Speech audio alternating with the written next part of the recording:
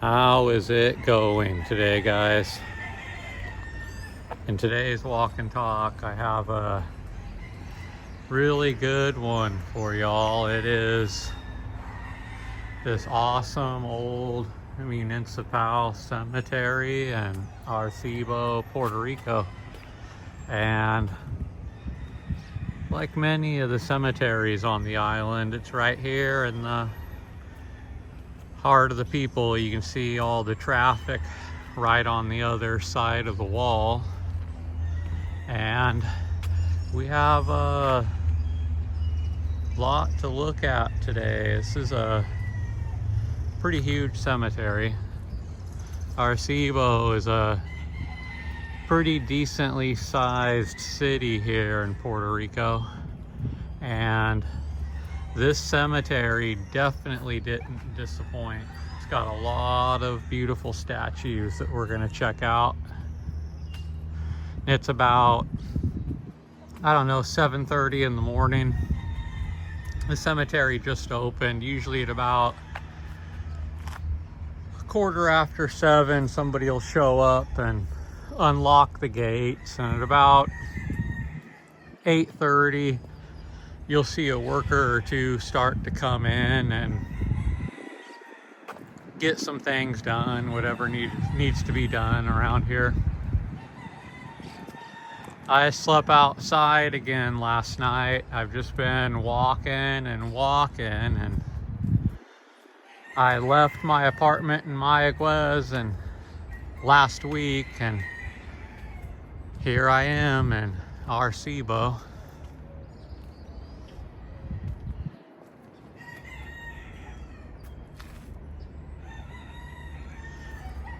Yesterday when I was here walking around, it was pretty cool. I saw a chicken and her babies running around. This is usually a pretty active animal cemetery, just like Mocha and Quebradillas.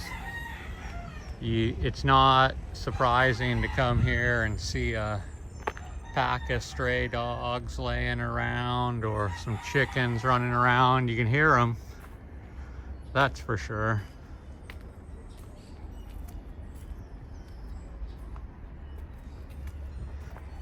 During my first trip to Puerto Rico in like 2022, this was one of my favorite cemeteries when I walked from San Juan to Aguada, and I've been waiting for years to come back to this place and take some better photographs with this camera that I have, because as most of you should know by now, when I get home in Washington State, I like to turn all my pictures into really nice photo books, and I got 4 books that I've made so far, and 2 of them are about cemeteries here in Puerto Rico. So I'm excited to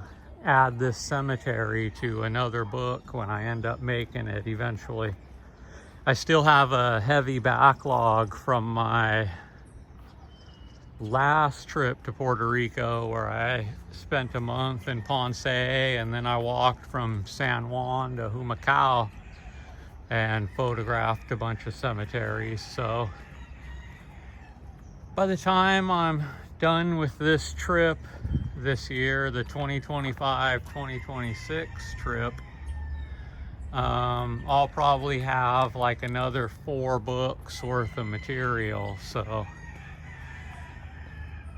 that's pretty cool. And if you're wondering if and where you could buy one of these books, I just kind of make them for myself because they're really nice, high quality books, 10-inch by 10-inch hardcover with like the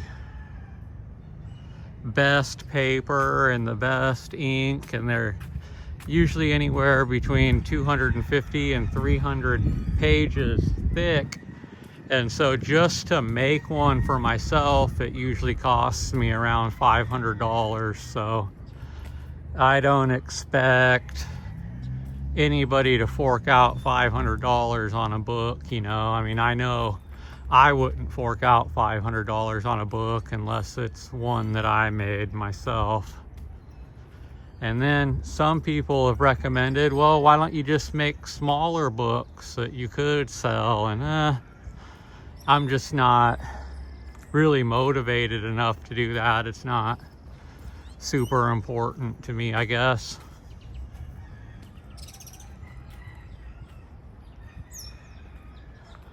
There are multiple other cemeteries here in the city, and like I've told you guys before, I'm just honestly not really interested in them because they're newer cemeteries, and I really like these older, more beat up cemeteries because of the history. And those newer cemeteries are just, they're kind of boring to me, to be honest with you.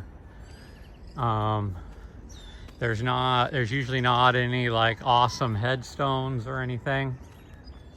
There's just too much grass, and everything's just too nice and new and even, and just really not photogenic, if I'm going to be honest with you guys. They're just kind of boring, and that's just, you know, how cemeteries have evolved with the times. I've noticed that in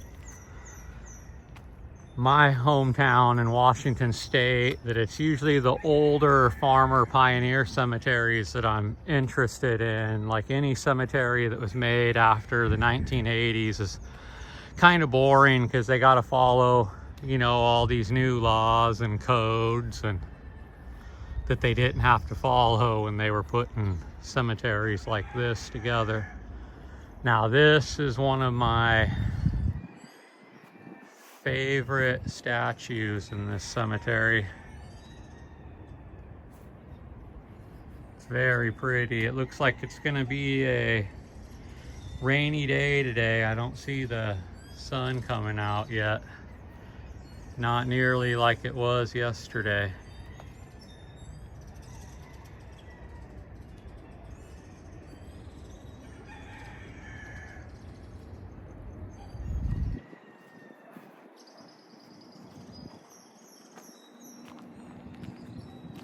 They still did a really good job on the layout of this cemetery. It's pretty easy to walk through everything, and I really appreciate that, you know. A lot of times they, especially back in the day, just because there's, as we've talked about, there's limited space on the island here, so they just pack in as many tombs as they can, and oftentimes that makes it really hard to walk through the cemetery. But I had no problem walking through this cemetery at all, and as you can see, it's right in the heart of the people. There's literally neighborhoods on 3 sides of this cemetery, and then there's the highway up front. Then there's this building here, and I've noticed this kind of layout in the cemeteries in Puerto Rico, and I didn't really pay much attention to it until this year. That's why I like continually going on these adventures, because every year that I come and look at cemeteries in Puerto Rico, I just get a little bit smarter, and I learn a little bit more about, you know, just how everything works. And I've noticed, just like in Anasco and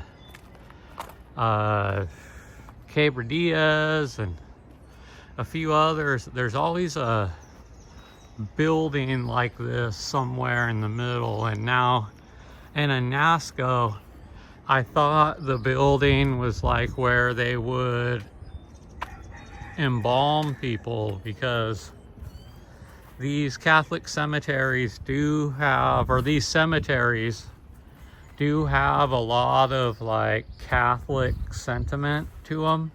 So I would surmise a decent number of people that are buried here got embalmed back in the day, especially back in the day. Maybe not so much now because that's pretty expensive and it's just a lot cheaper to cremate somebody now, or I guess just put them in a casket. But back in the day, I think they embalmed a lot of people, even here in Puerto Rico. And I thought they would use a building like this for embalming purposes, but now I think maybe this was just like a chapel where they would carry out services and people would pray for their loved ones. And this is where like the burial ceremony, this is part of where it would take place. But I'm not 100% sure. What made me think that though is these wooden seats here. But I could be wrong. If you guys know or have any idea what a building like this would have been used for, let me know in the comments, because I've been curious for some time. Now it's clearly not being used for anything though. It's pretty empty. And I'm gonna get back on top of these steps because you could see how close we are to the ocean in this city. It's literally right there. I mean, if I left where I was standing right now and walked to the ocean, it'd probably take me 5 or 10 minutes. Not very long at all. I'm up here on the north coast of Puerto Rico, pretty much smack dab in the middle of the island, and now we're walking down the main walkway here, and it's got a lot of these, I call them stacked tombs. I need to start getting my terminology right and learn what everything here is actually called, so I can start speaking on them better. It's pretty cool. You can see how they're made out of bricks. A lot of them. I mean, all of them. The plaster's starting to fade right here and expose the bricks. But they really put in a lot of work when they buried these people. And I think, like, everybody buried on this row, they were people of prominence, or at least of a decent amount of wealth. I think something that people don't realize about cemeteries too, especially in like the 1800s and 1900s, like your part of like the business model of the cemeteries is like your tomb was kind of like the car you drove or the house that you lived in. People wanted to one up each other, and it was kind of a status thing. If you had like a big, awesome, amazing tomb, that was just kind of like, I guess you would say, like flexing, like, hey, look at me, look at what I can afford. And you know, it used to be like that back in the day. Like I said, it's not so much anymore, but I mean, whoever was buried in these tombs here, they definitely had more financial status than, say, somebody way up in the back of the cemetery that just got like a cross, you know. So this is the row of prominence here, is I guess what I would call it. Right in front of the cemetery, you got a nice walkway, and this is pretty cool. I mean, just stuff like this.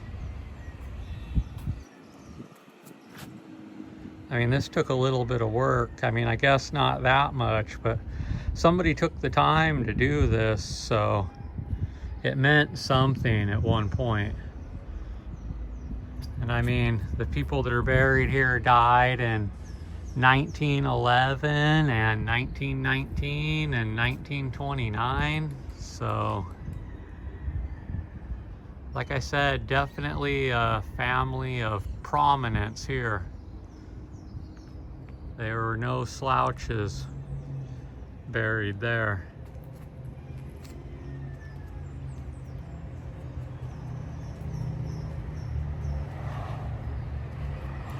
And the birds love this cemetery. Every time I come here, it's always chocked full of birds up here on the roof, just kind of hanging out, doing their thing, which is pretty cool. I like seeing the animals chilling in the cemeteries.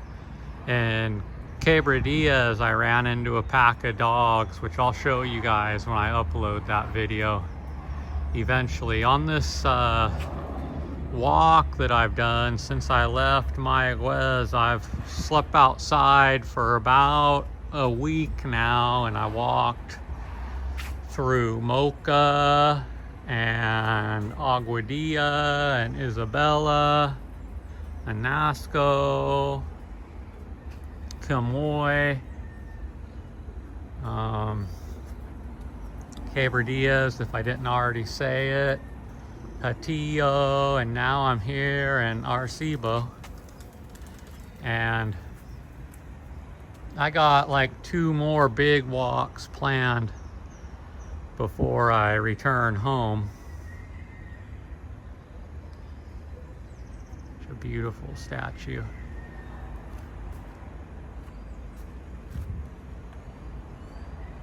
I am excited to check into my apartment today though, because I am pretty zonked out from this last week of walking and sleeping outside. And I got hit with some pretty good elements like I usually do, but this week was especially fun. I had a couple days that were just hot and dry where I just cooked walking around all day and hanging out in the cemeteries. But then I had a few days where it just rained and rained and rained and rained, and I could barely make it down the street without getting soaked. I got hit in a crazy rainstorm in Camoy, and I had to get cover and sit on a bench for about a day and a half because it was just pouring and pouring and pouring and pouring. And I mean, not just raining, like I said, it was pouring. It almost looked like the town was gonna flood.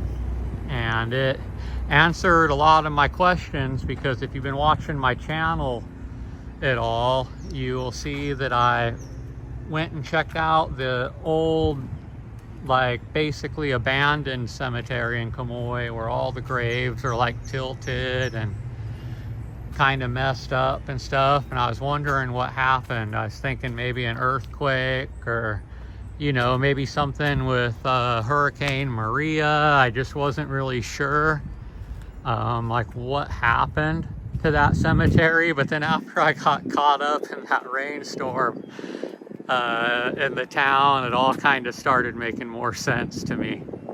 That, oh, it rains like crazy here.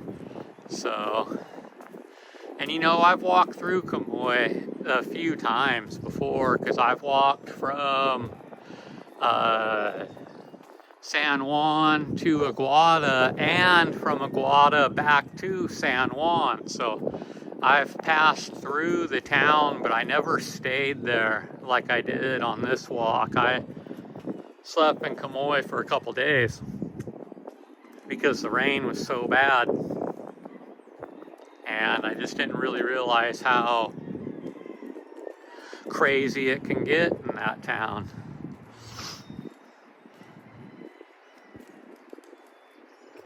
This sure is a pretty cemetery. It's still definitely one of my favorites. And there's this really awesome headstone that I found yesterday, and I can't believe I haven't found it yet.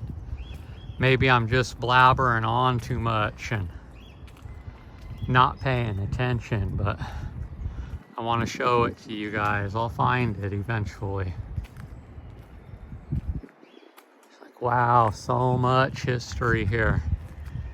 So many people were buried here, and it was kind of a awkward situation for me when I was in Quebradillas. I got there, and like right when the cemetery opened at 8 in the morning, I walked to Quebradillas from Isabela, and when I was about halfway done filming and photographing the cemetery, a bunch of people showed up because there was a service that was being held. And well, I just saw people just like, I saw this guy just like on his knees, just sobbing hysterically and stuff as they were burying his loved one, whoever his loved one was. Because like I said, I stayed far away. When I'm at these cemeteries and I see people come in, especially when like a burial's happening or something, I back off, because I ain't trying to get in people's way. I'm not trying to take pictures of people. I make sure to be very respectful and kind of just leave people alone, especially in those situations, you know. So I had no idea like who they were burying and stuff. It just made me think like, wow, like how many people have come to this cemetery here grieving for whoever they've lost hysterically like that. Like hundreds, probably even thousands of times over the last 120 years, people have come here in that situation, and it's just crazy. There's just so much life and loss and memories and grief and just everything, all in this, you know, football field and a half-sized area. This is a pretty awesome headstone too. September 17th, 1910. So 116 years old. It's just crazy. All weather worn from the sun and the rain and the humidity. Just kind of a weird concept too, having the Catholic type of traditional cemetery and burial out here in Puerto Rico, because the climate and stuff just does not agree with it.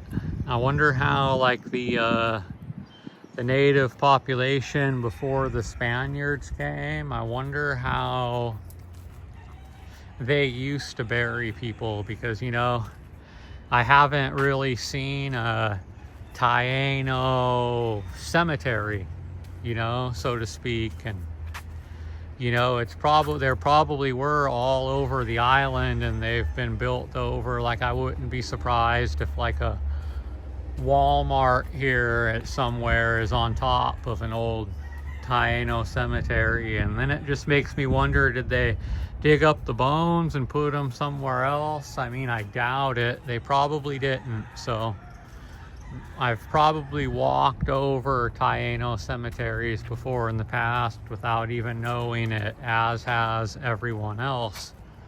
But that is something that I've always wondered. And so if there's any like Puerto Rican historian that happens to stumble across my channel and they happen to have made it this far in my walk and talk, I would like love to know if they know anything about the old traditional like Taino cemetery, and if there are any here on the island, because I would love to go check one out. Because, you know, the climate here just isn't really practical for a Catholic cemetery like this. I mean, they're beautiful and I'm glad they're here, but you can just see what kind of damage the sun and the rain and the humidity does to them over time.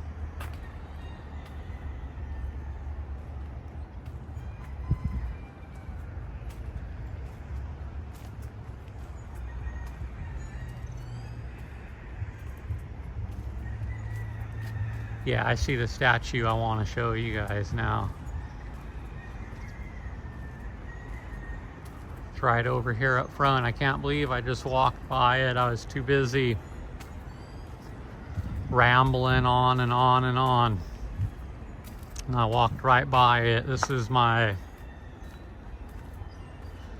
favorite statue in the cemetery right here. This pretty angel.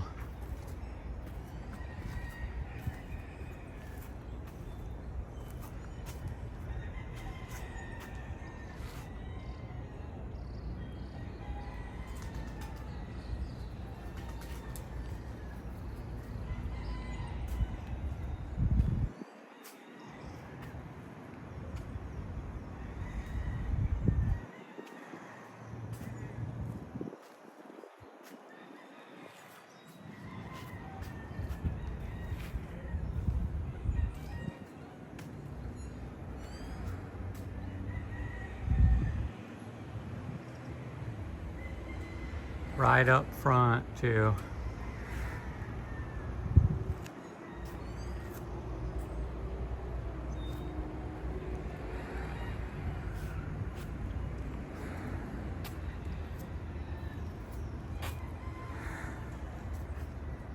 Sun's starting to come out now, finally.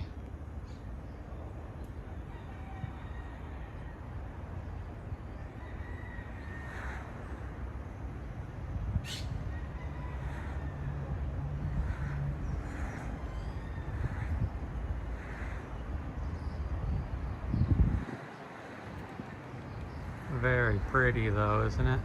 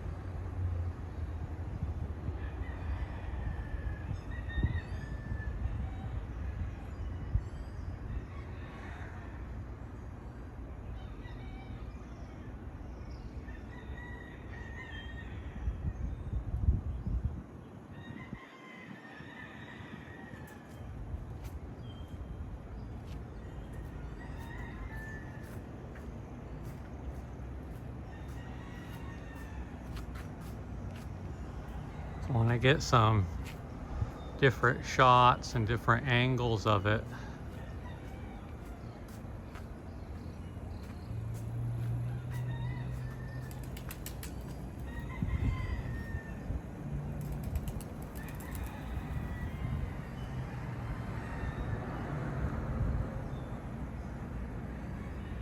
Yeah, super pretty though.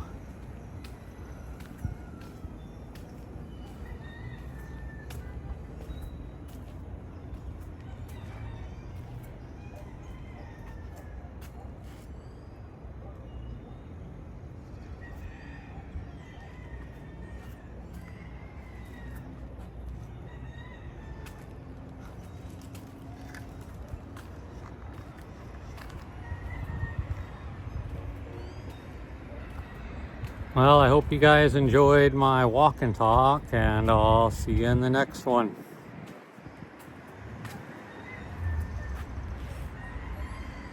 Peace out.